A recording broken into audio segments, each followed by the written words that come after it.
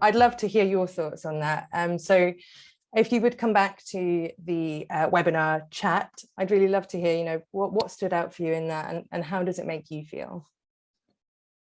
If anybody wants to come off mute and share their thoughts, then feel free to raise your hand as well.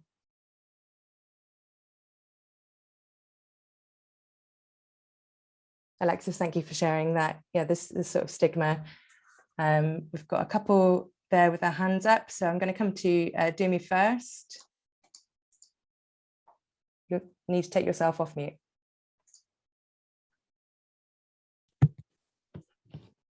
Hi, Jess. Thank you so much for this lovely webinar. Yeah, I can resonate with that really closely. I guess being Zimbabwean and not having been born in the UK, and I think in addition to the name, there's also the aspect of accent as well. Interestingly, that actually even for people who come from my background. Sometimes I often hear people ask me, oh, so how long have you been in the UK? And then when they hear that I've been here for 20 odd years, and then they say, they comment that they find it rather strange to say my accent still sounds Zimbabwean, and I'm like, well, I am Zimbabwean.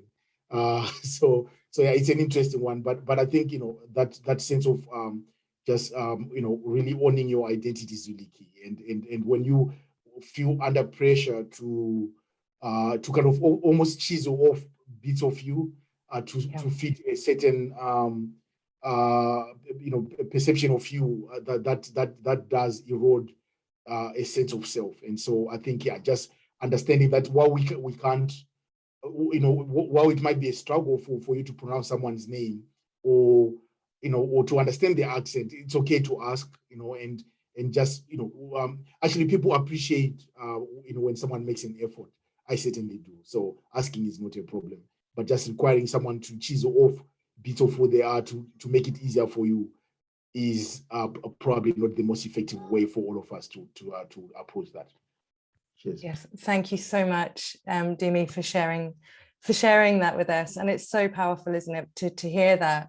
And to hear about that experience, that the language that you use about chiseling off parts of your identity, I think is just, yeah, it really speaks to the video there. So thanks for sharing that. Jane, I'm going to come to you next. You'll just need to take yourself off mute. Yeah, thank you for sharing that, because I think there's something about spoken word artists that really get to right to the heart of things, and it was beautifully, the way he spoke about it was really beautiful to hear, but it was also very sad, and it just reminds me of sort of friends and people that I know over time who've just had to anglicize their name, because they'd asked so many times, oh, how do you pronounce that, which, as you were saying, it's absolutely fine to be able to ask a name, but it's just a shame that they feel that they have to make their names more palatable or acceptable, and they have to change their name rather than going with the name that they were born with. Yeah, I think your comments are so powerful again, Jane.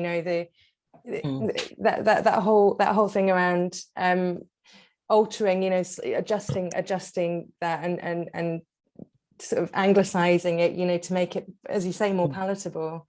It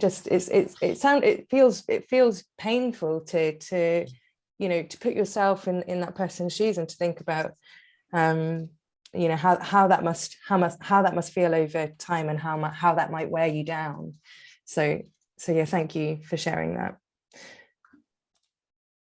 Okay, I've got a couple of comments in here as well.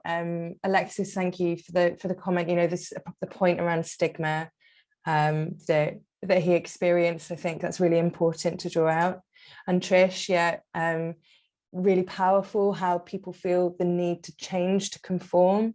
I think is another important one. And Victoria, a teacher correcting him on saying his own name and not feeling able to say his name in the way his family does. He said, you know, it took him 19 years to say his name in public the way his mother named him. And you know, and it makes me feel sad as well. You know, I feel very emotional about that, because, you know, it's that link back. It's a really important link back to his mother that is sort of slightly broken, or has been slightly broken for all those years. So